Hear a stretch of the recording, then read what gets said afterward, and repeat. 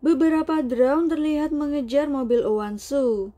Karena tidak bisa mengendalikannya, Seo Do-yun terlihat kesulitan. Namun drone tersebut terus saja menyerangnya.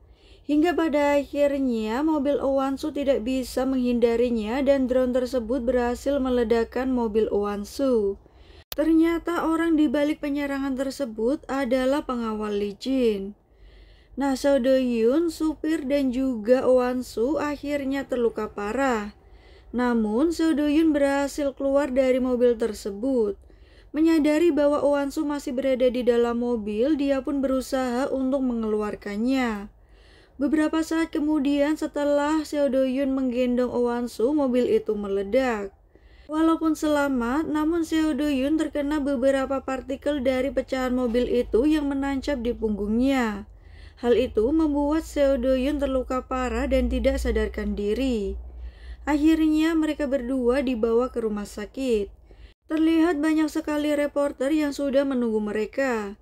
Seo Do-yun pun akhirnya dilarikan ke dalam rumah sakit dan harus menjalani operasi.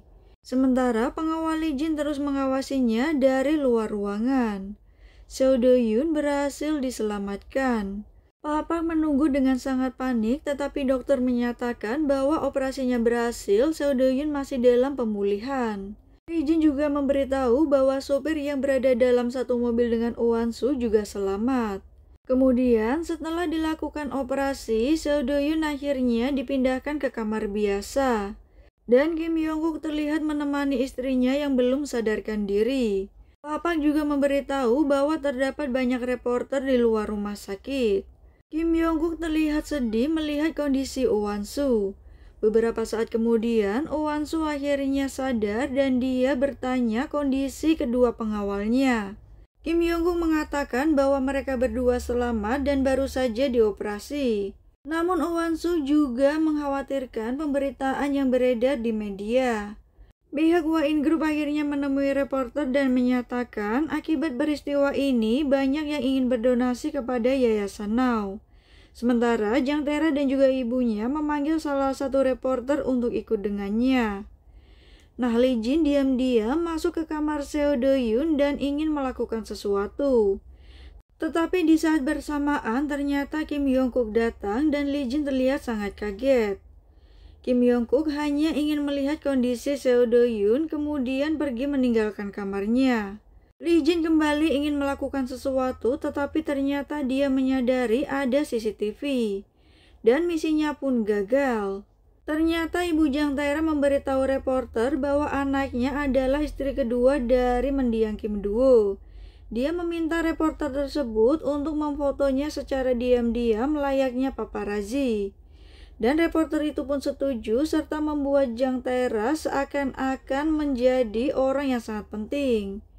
Keesokan harinya, Komisaris Jenderal datang ke rumah istana utama Hwa-in Group. Sesampainya di sana, dia disambut oleh Han Sang-il. Mereka bertiga pun akhirnya duduk bersama. Pak Miran meminta kepada Komisaris Jenderal untuk segera menangkap pelaku yang melakukan peledakan mobil Owansu dan meminta pelaku tersebut untuk dihukum mati. Kemudian Han Sang-il membawa Komisaris Jenderal masuk ke sebuah ruangan. Ternyata dia menyuapnya dengan memberikan uang berisi amplop. Han Sang-il meminta untuk membiarkan pelaku tidak ditangkap karena bisa mempengaruhi harga saham. Owansu terlihat mendatangi kamar Seo Do-yun. Dia pun ingin melihat kondisinya saat ini. Tetapi sesampainya di sana, dia tidak menemukan Seo Do-yun berada di kamar. Ternyata Seo Do-yun sedang bertemu dengan juniornya dan menerima CCTV dari lokasi kejadian. Papa memberitahu Kim Yong-guk kemungkinan pelaku yang menyerang Owansu adalah pihak dari teroris ISIS. Kim Yong-guk kembali menyuruh Papa untuk memberikan uang ke geng X-Star Incheon. Karena Seo Do-yun, Papa kini mulai ragu jika uang itu digunakan untuk melakukan pencucian uang. Tetapi Papa tetap saja datang ke kasino.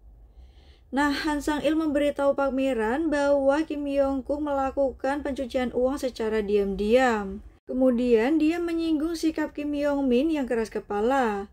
Nampaknya Kim Yong-min adalah anak dari hubungan Han Sang-il dan juga Pak Miran.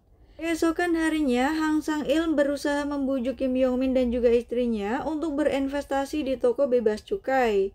Tetapi mereka tidak mau jika Kim Yong-guk dan juga Oh Wan-soo belum meminta maaf. Kim Yong-min merasa diremehkan oleh keluarganya sendiri. Dia tidak diwariskan perusahaan apapun dan hanya diminta mengelola yayasan Now yang dimana itu merupakan warisan Kim Yong-guk.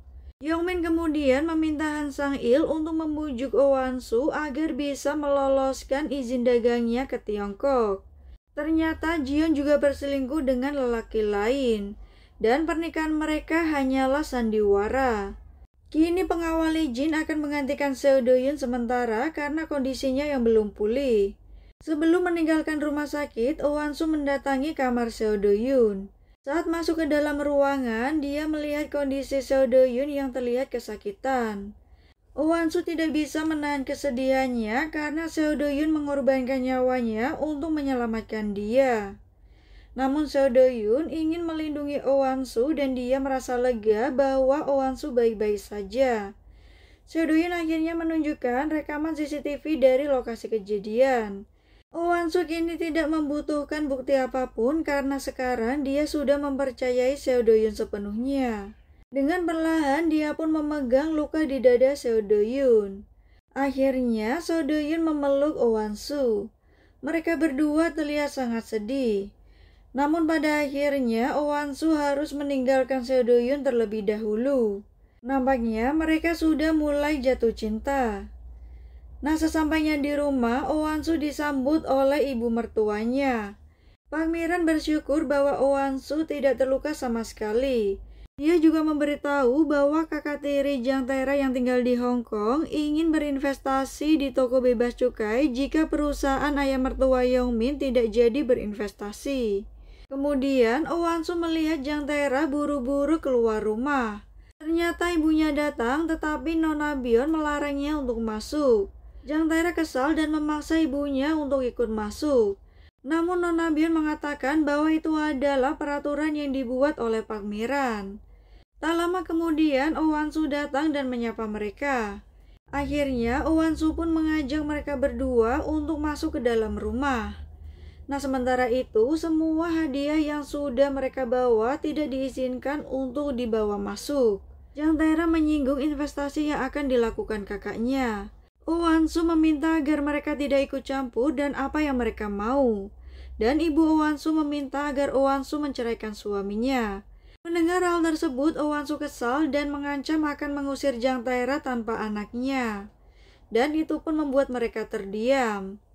Oh Wan-soo meminta Oh Yun-soo untuk datang ke kantornya. Ternyata Oh Wan-soo ingin meminta salinan dari buku besar yayasan. Namun Oh Yun-soo memberitahu bahwa sebenarnya buku besar ada 2. Yang sudah diubah untuk keperluan pajak itu yang dia pegang, sedangkan yang asli dipegang oleh Han Sang-il. Oh Yun-soo tidak ingin menuruti kemauan Oh Wan-soo karena itu bisa membahayakan mereka berdua. Dia pun kemudian pergi. Pak Miran mendatangi pavilion Han Sang-il, dan diam-diam Kim Yong-guk juga melihatnya.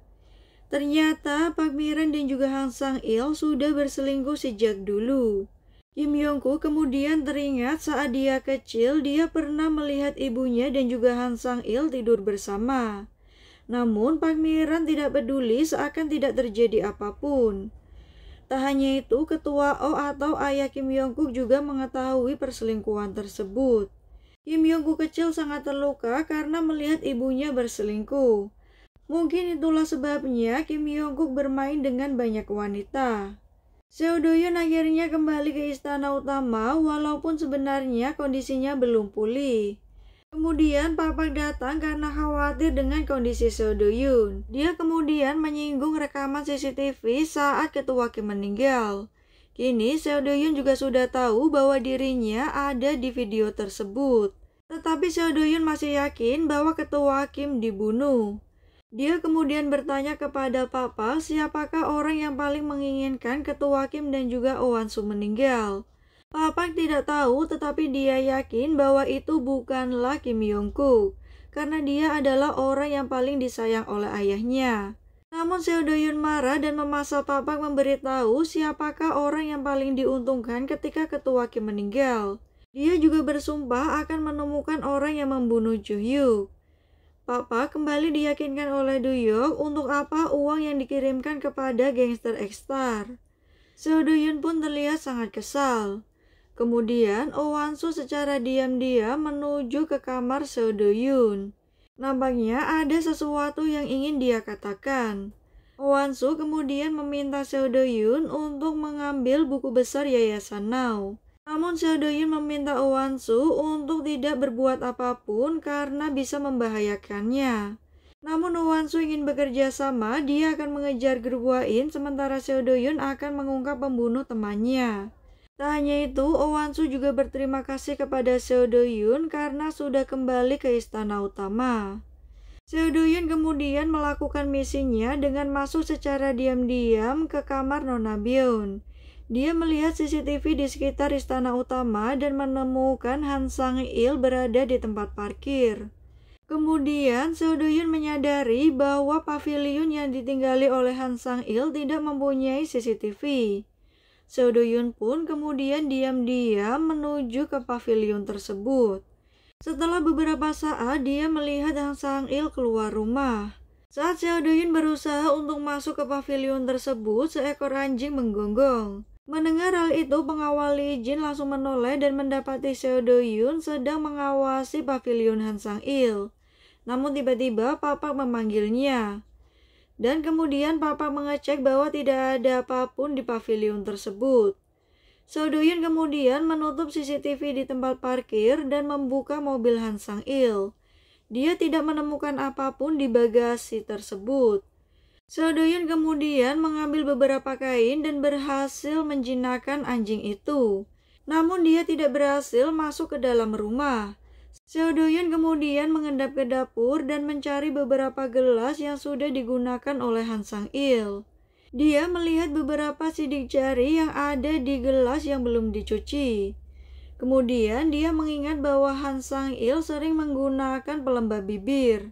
Akhirnya dia menemukan sidik jari milik Han Sang-il dan juga mengkopinya. Kini Seo Do-hyun berhasil masuk ke dalam pavilion tersebut. Dia mengecek semua yang ada di dalam ruangan itu dan mencari buku besar. Lee Jin ternyata memata-matainya dan melaporkan kepada Han Sang-il. Seo Do-hyun kemudian menemukan sebuah berangkas namun dia tidak bisa membukanya. Melihat ada sebuah jam di atas meja, akhirnya Seo Do-hyun berpikir untuk memasang kamera tersembunyi di dalam jam tersebut. Di saat bersamaan, Han Sang-il sedang menuju ke pavilionnya. Saat hendak pergi, Seo Do-hyun menemukan buku besar Yayasan Now yang ada di dalam box. Dia pun kemudian mengambil semua buku besar tersebut. Nah, saat Han Sang-il masuk ke dalam rumah, Seo Do-hyun sudah pergi meninggalkan tempat tersebut. Han Sang-il kemudian membuka berangkas miliknya yang terdapat buku besar dana taktis milik Hwain Group. Sementara Seo Do-hyun menuju ke kantor Yayasan Now. Han Sang-il kemudian menyadari bahwa buku besar yang ada di dalam box hilang. Park Mi-ran juga terlihat panik. Seo Do-hyun akhirnya tiba di kantor Yayasan Now dan langsung bertemu dengan Oh Wan-soo. Seo Do-hyun mengatakan bahwa dia berhasil mengambil buku besar. Tetapi Oh Wan-soo berusaha menyembunyikan hal tersebut dari kakaknya. Tentu saja Oh Yeon-soo terlihat bingung dengan apa yang sedang terjadi. Tiba-tiba pihak kejaksaan datang dan akan melakukan penggeledahan. Tak hanya itu, mereka juga menangkap Oh Yeon-soo karena melakukan penggelapan dana. Hal itu tentu saja membuat mereka sangat kaget, terutama bagi Oh Yeon-soo yang ditangkap secara tiba-tiba.